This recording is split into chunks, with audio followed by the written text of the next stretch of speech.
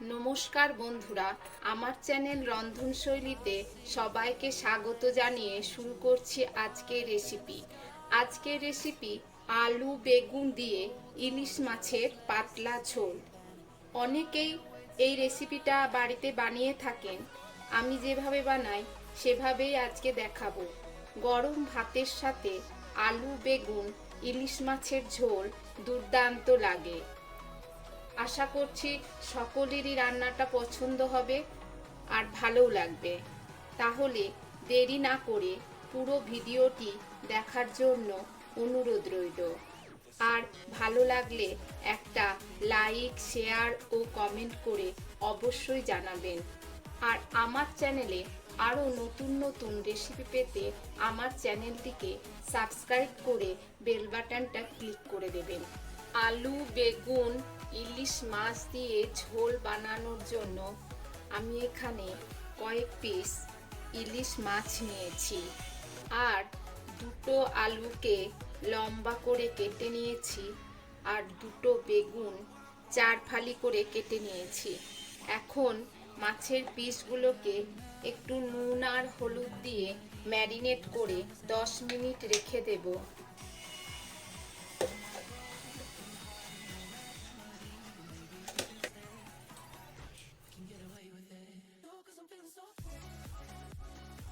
তেল গরম হয়ে গেছে, এখন মাছগুলোকে ভেজে নিচ্ছি।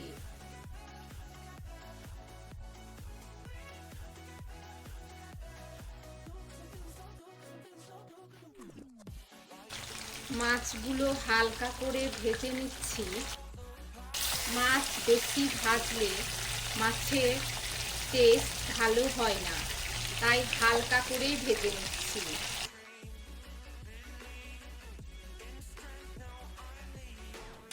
মাছ ভাজা হয়ে গেছে, এখন তুলে নিচ্ছি।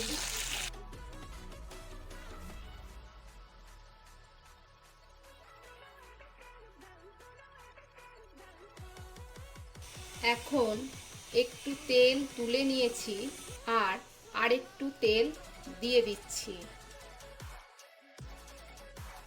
বেগুনে আমি নুন হলুদ মাখিয়ে রেখে দিয়েছিলাম, এবার ওই তেলে বেগুনটাকে ভেজে নেব।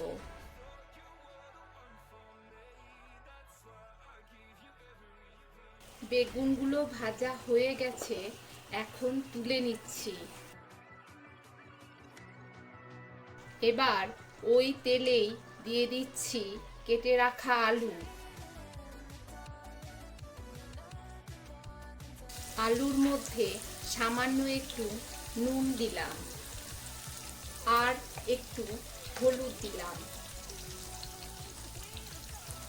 এবার আলুগুলোকে নেড়ে চেড়ে ভেজে নেব।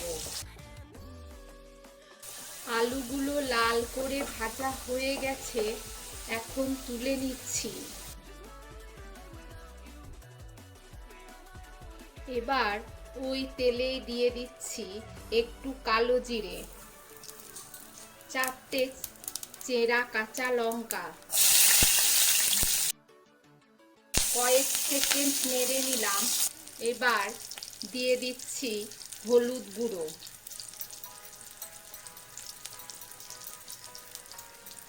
পরিমাণ মতো হলুদ গুঁড়ো দিলাম।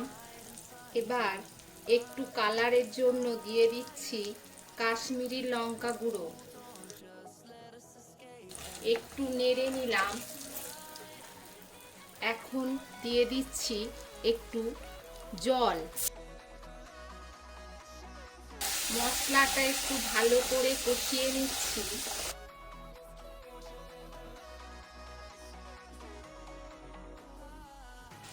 এবার ভেজে রাখা আলুগুলো দিয়ে দিচ্ছি।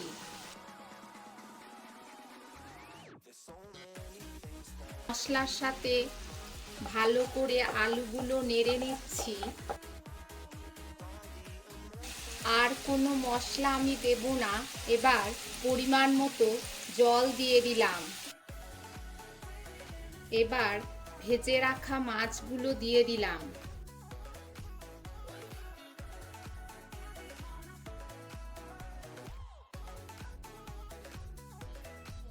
স্বাদ স্বাদ মতো নুন দিয়ে দিচ্ছি।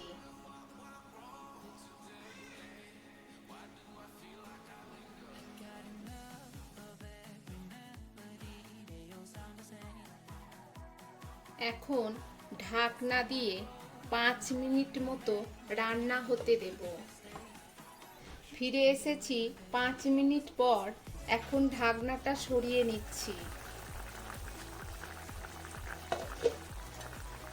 এবার ভেজে রাখা বেগুনগুলো ঝোলের মধ্যে দিয়ে দিলাম।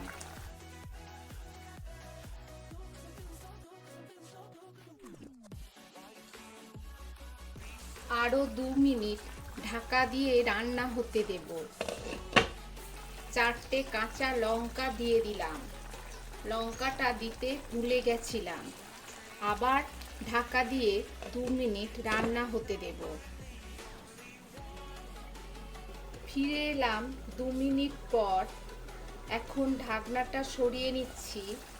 এবার গ্যাসটা অফ করে দিলাম। তাহলে রেসিপিটি কেমন লাগলো অবশ্যই একবার ট্রাই করে কমেন্টে লিখে জানান।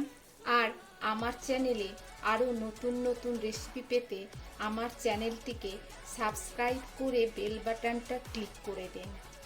তাহলে আমি যখনই কোনো নতুন রান্না দেব সবার প্রথমে আপনার কাছে পৌঁছে যাবে। আজ তাহলে এখানেই শেষ করছি। ফিরে আসছি নতুন কোনো ভিডিও নিয়ে।